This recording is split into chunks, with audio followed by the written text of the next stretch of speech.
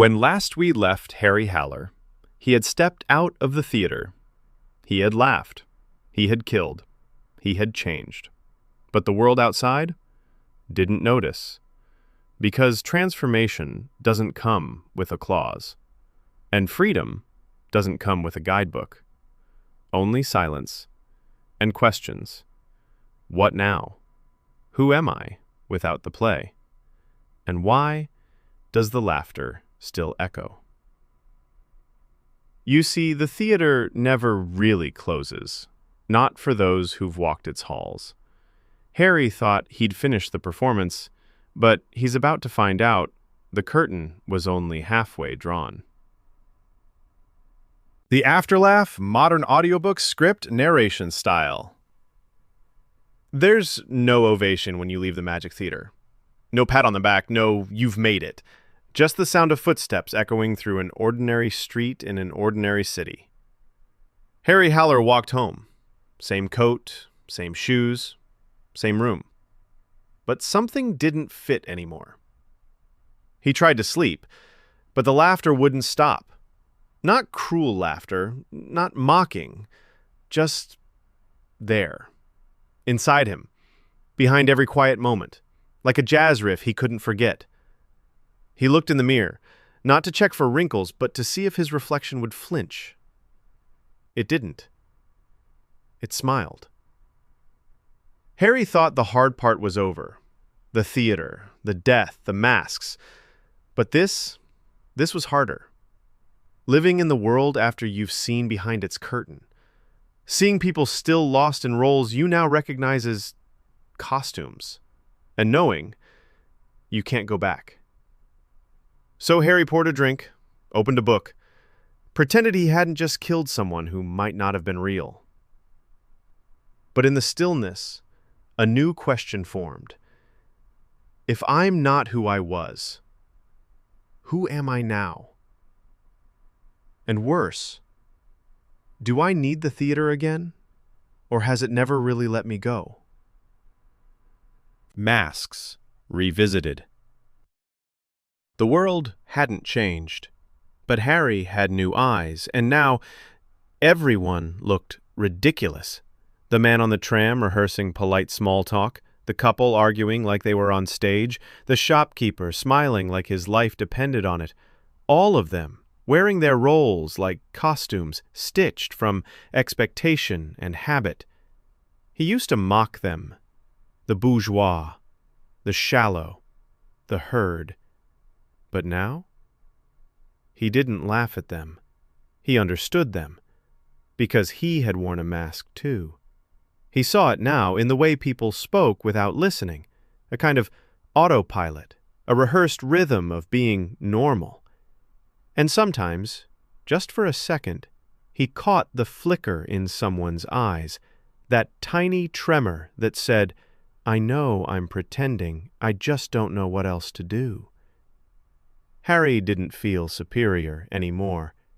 He felt sad. And then he felt something stranger.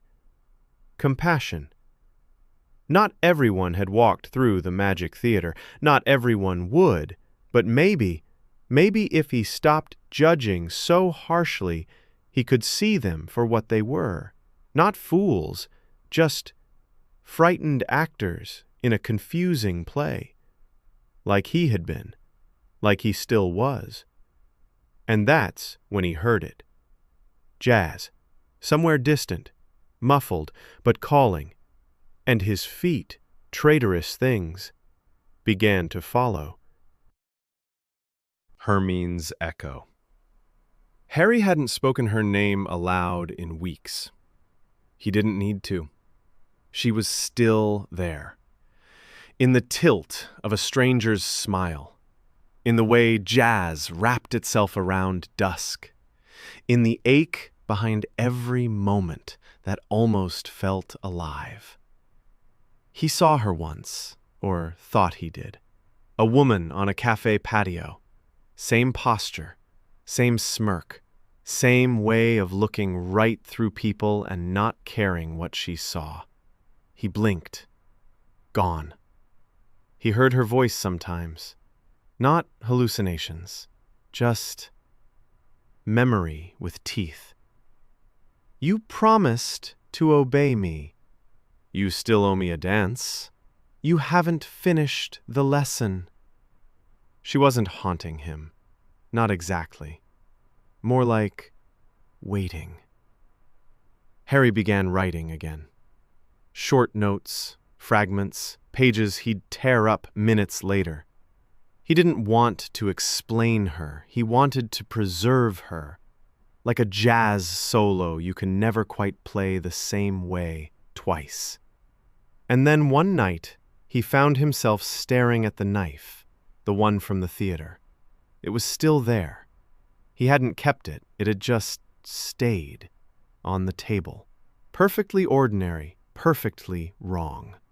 He didn't touch it, but he understood now. Hermine wasn't gone. Not until he learned to live without needing to destroy the things that set him free.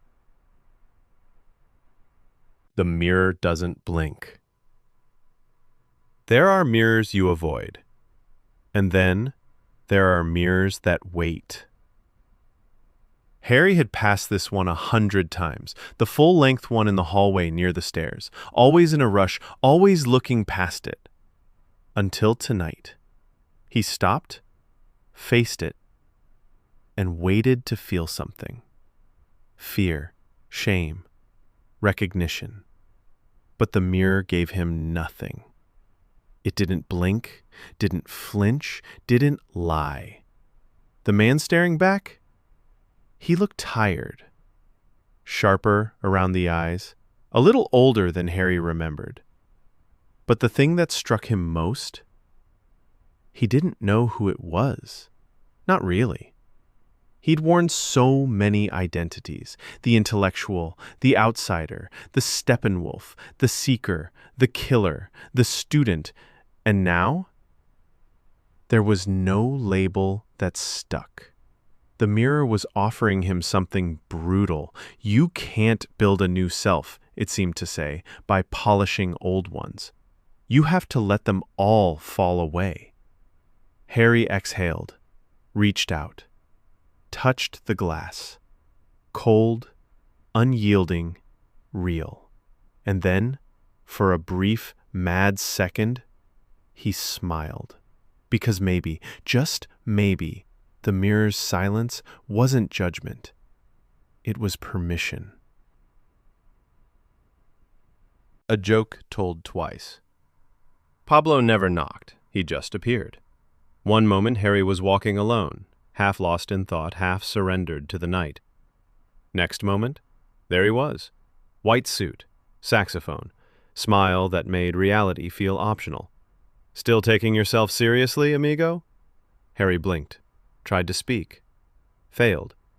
Pablo just laughed, that same rich, rolling jazz laugh that curved through dimensions. You've changed, he said. But not enough. He led Harry, didn't ask, to a side alley. Somehow, the Magic Theater was back. No signs this time, no neon glow, just a door that hadn't been there seconds before. New wing, Pablo said. We've updated the programming. Harry hesitated. I thought I finished. Everyone thinks that, Pablo grinned, but the joke's always funnier the second time. Inside, the rooms had changed. Less tragedy, more absurdity. A room full of babies in tuxedos arguing about God. A fox reading Kafka aloud to a room of pigeons. A machine that printed your worst memory and rated it for dramatic effect. Harry started to laugh. Then really laughed. Then couldn't stop. It was ridiculous. All of it. And that was the point. Pablo handed him a mirror shaped like a key. We're not done laughing yet, he said. Not until you can laugh at your best self, too. The Immortals. They didn't walk in slow motion. They didn't glow. They laughed. They lived. Mozart, sitting cross-legged on a table, eating grapes and telling dirty jokes. Nietzsche arguing with Shakespeare about the punchline of the universe. Buddha pouring wine, Emily Dickinson dancing barefoot. Harry had expected grandeur, formality, maybe enlightenment with good lighting. What he got was a cocktail party where the gods were real and human and completely unimpressed by his suffering. "So," Meacha said, swirling a drink, "you died, saw the theater, learned to laugh. And now what? A memoir?" The room laughed. Harry flushed. Mozart leaned in. "You still think truth is serious," he said. "That's your last illusion." The immortals weren't special because they had answers. They were special because they played. They danced with questions, wrote music about madness, told jokes so layered they became entire philosophies. They didn't seek meaning, they made it, then remade it. And here's what they told Harry, not as teachers, but as fellow fools. You're not here to be perfect. You're here to perform. So do it with style, and please, stop apologizing for existing. Harry didn't respond. He just exhaled and laughed. Softly, then louder, then fully. The way only someone who's been to the bottom can. The comedy of the self. Harry Haller stepped onto the stage. No script, no spotlight, just him and a growing awareness that the audience had always been himself. At first, he tried to perform correctly. Say the lines, stand straight, look meaningful. But the immortals groaned, booed. One of them threw a banana. Pablo leaned in from the wings. Try again, but this time be ridiculous. So Harry did. He overacted. He stumbled. He danced like someone who had no rhythm and knew it. And that's when something cracked open. The stage didn't collapse. The world didn't laugh at him. It laughed with him. And for once, so did he. He played himself.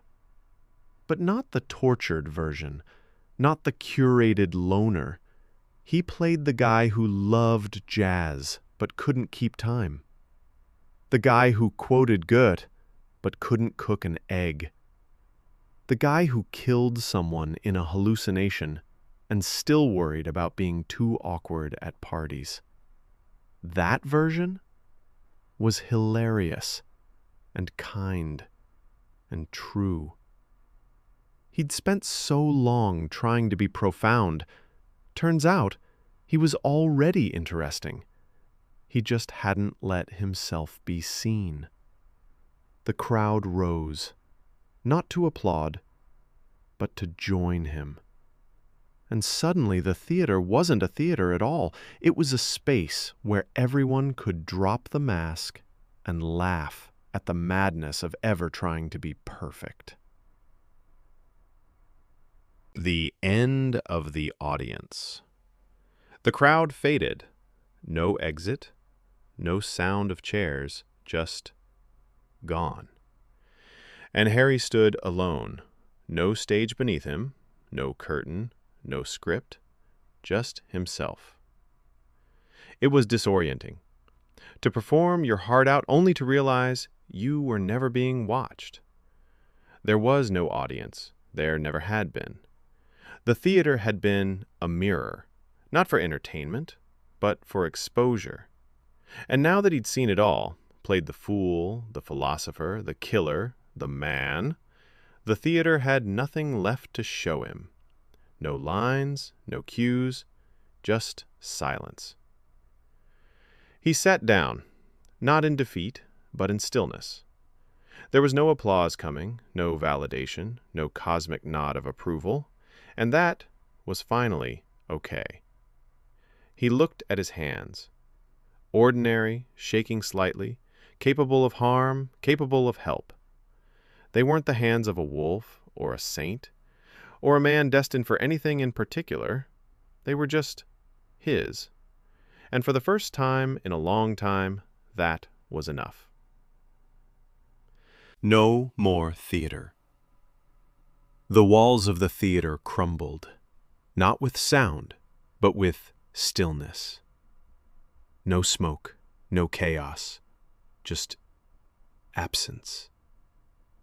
The velvet curtains unraveled into air, the flickering signs went dark, and the laughter, that wild, knowing laughter, faded into memory. Harry didn't panic, didn't cling. He let it all go, the masks, the games, even Hermione. Especially Hermione. Because he finally understood. She was never meant to stay. She was meant to wake him up. There was no revelation, no secret ending, no booming voice saying, "You have completed the journey." Just a doorless horizon, a gentle breeze, a feeling in his chest that something had shifted in a way that wouldn't unshift. And in that quiet, a single truth whispered, "You don't need a theater to be a whole person." For so long, Harry had needed the performance, the spectacle of suffering, the rituals of intellect and self-hatred. Now, he didn't need anything. He just was. He smiled, a quiet, private smile, and stepped forward. Not into drama, not into tragedy, just life. Just Harry. He wasn't reborn, he wasn't enlightened, he didn't glow or float or beam with cosmic truth. He just lived, walked streets, drank tea, watched people. Some days he felt clear, others clouded. Sometimes he still heard the echo of the wolf. Sometimes the old pain called his name like an old friend drunk dialing at midnight. But now he didn't answer. He didn't need to explain himself anymore. Didn't need to be profound. He didn't need the world to understand him, or even notice him, because for the first time in his life, he was enough for himself. He wasn't Harry Haller, tortured genius. He wasn't the Steppenwolf, snarling in exile. He wasn't anyone extraordinary. He was just Harry. Ordinary, complex, unfinished, and completely, irrevocably real. The theater didn't call anymore. The masks stayed off. The questions still came, but they no longer demanded answers, only attention. And that was fine. He could laugh now, not at others, not at himself, just at life, at the absurd, beautiful rhythm of being human. Thanks for listening to Steppenwolf Retold, Part 2. If you've made it this far, you already know this wasn't a story about answers. It was a story about allowing yourself to feel, to break, to rebuild, to be ridiculous, to be you. Not a role, not a performance, just you. And that's more than enough. See you next time.